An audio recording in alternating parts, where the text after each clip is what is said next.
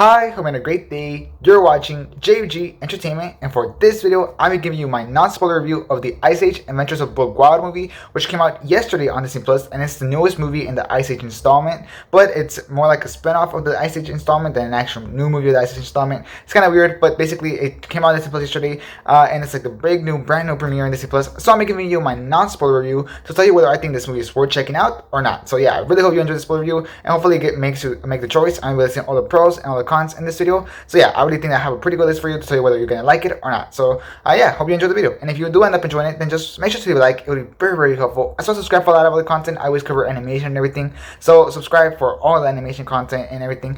And lastly, make sure to comment down below whether you think you're gonna see it or whether you think you're not gonna see it and why. I'm definitely very curious. So tell me that down in the comments. And yeah, let's get started.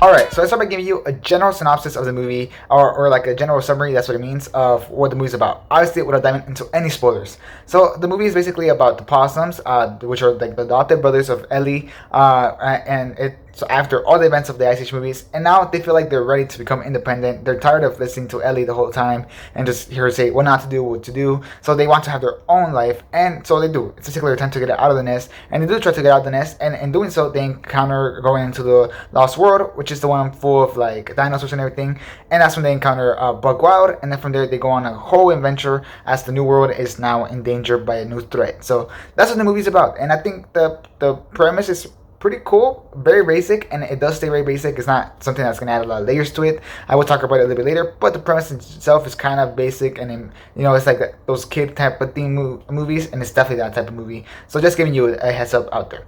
Now let's start with the animation, because whenever I talk about the Darwin Wimpy Kid, I said that the animation was kind of pretty weak for that movie. Like I thought it kind of fit, but also it looked really basic, especially in the backgrounds. It looked really unfinished, and in this movie it did a lot better. So first of all, I like the 2D animation that it used a lot in this movie. They used 2D animation as caveman art a lot throughout the movie, at the start, in the middle, and especially at the end. That it was really good with the way that they used it. And I always think that whenever they use 2D animation and 3D animation in the same movie, it works for an amazing combo. And this definitely made it work a lot, especially with the caveman art. I just think that was incredible. So the 2D animation looked beautiful.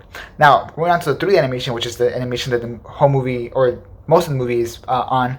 The character models are great. I think the character models are great. They're still very detailed. Like you can still tell about their fur and everything. They look very detailed. However, they did kind of feel like they had like less frame rates per second than usual. Like sometimes the characters would move a little bit kind of like weird, like it didn't look as smooth. So I'm assuming they probably could have done some frame rates because of budget, because this movie is on Disney Plus and not a theatrical release.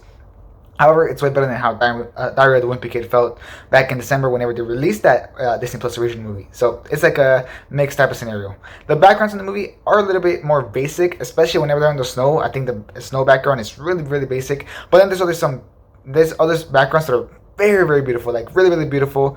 Specifically, this one scene with Ellie and a flashback with her and the possums, and that one, that like the whole background and everything is beautiful. So there's some really awesome animation here, while also being like some kind of like unfinished animation here. So yeah, I think it's definitely better than what we got from Diary of the Wimpy Kid, which came out last December as a Disney Plus original. So definitely you can tell that definitely put a lot more effort into the animation here, but it's still not like theatrically incredible like the previous movies. So yeah, it's not as great. It's not something groundbreaking animation, but it's not bad. It's definitely there. It's definitely good, and like I said, way better than Diary of the Wimpy Kid. Now, the voice cast, moving to the voice cast, you can definitely tell that most of the voice cast did not return, especially with Ellie. Her voice sounds like almost completely different. So yeah, you can definitely tell that most of the voice cast didn't return. However, the ones that did return, I think did a great job, with that being Bug Wild. I thought he did an amazing job. So that's great. And the characters that were there, I think they, for the most part, did a great job. So that's good. I didn't think any of them excelled that much, but I thought they all did a great job, with the exception of Bug Wild, which I think did a great job. And also Ellie. I think Ellie did a pretty good job too. Now, the climax of the movie definitely works, and it's probably the second best part of the movie. I think the climax of the movie definitely works. The final battle is definitely the most interesting part of the movie, which is great.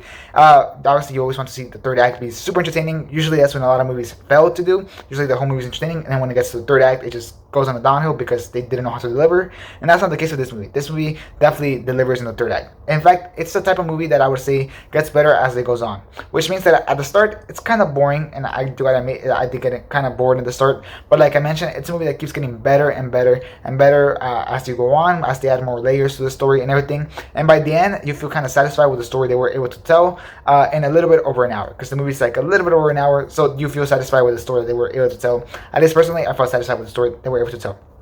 And that's mostly because of the emotion of the movie. Because this movie definitely and surprisingly has emotion, and it definitely is conveyed through various characters. It's not just two characters that have emotion. No, different characters have different layers to them, and they definitely try to give them kind of like character arcs and emotion. It's not just like, oh, this one character and that's it. No, it's definitely like different characters that have different character arcs.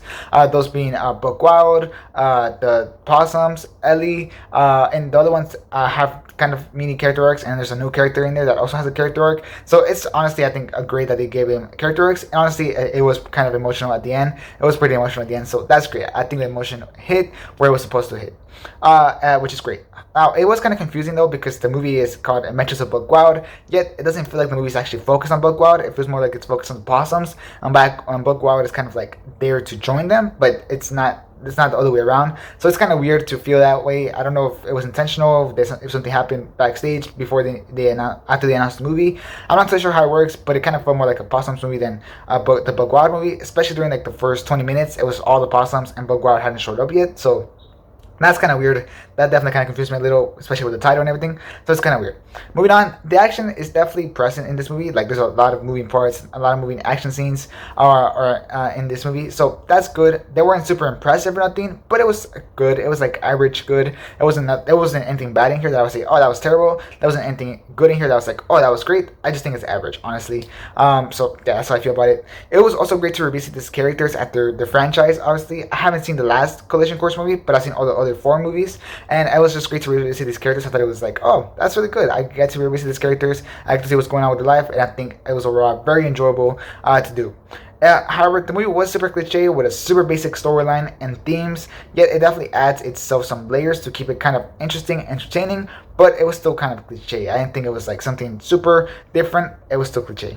As for the jokes, they were kind of hit or miss. Some really don't work for me, but to much of my surprise, a lot of them did really work, and it actually made me laugh out loud. So that's a good sign. I think that most kid movies usually go for like really dumb jokes, and while this one definitely has their dumb jokes, I also think that it has some pretty genuine, really good jokes and gags throughout the movie. So that's great. It definitely made me laugh loud a couple times, and I think that's a good sign. Personally, I think that's a really, really good sign. The villain was terrible in my opinion, and it was probably the weakest part of the movie, especially his voice actor. I thought he has like the most annoying voice ever. So I didn't like the villain at all in this movie, even though he kind of did feel like a threat in certain parts of the movie, and then in some other ones I didn't really feel the threat. So it's kind of weird.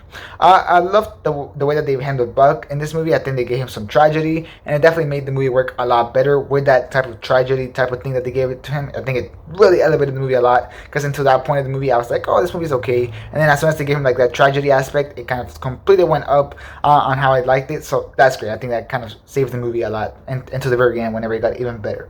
Ultimately, I would say that the movie is worth watching. I think it carries a great message of leaving home and learning to become a better person, and come to yourself, and like getting out of the nest basically, and becoming, like I said, a better person with the people around you. Like these people around you are the ones that make you a better person, which I think is an awesome message.